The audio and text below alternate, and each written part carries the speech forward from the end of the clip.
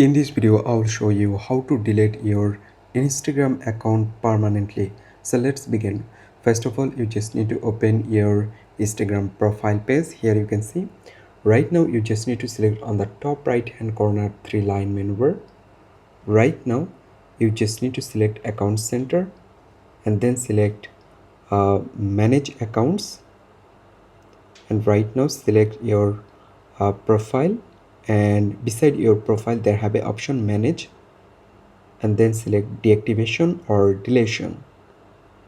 Right now select delete account, select continue, and here you just need to select the region where you actually want to delete this account, and then scroll down, select continue.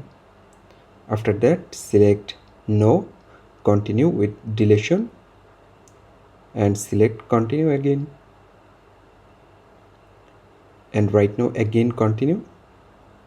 And here you just need to type your Instagram password to delete your Instagram account, and obviously you should wait 30 days, and after 30 days your account completely deleted.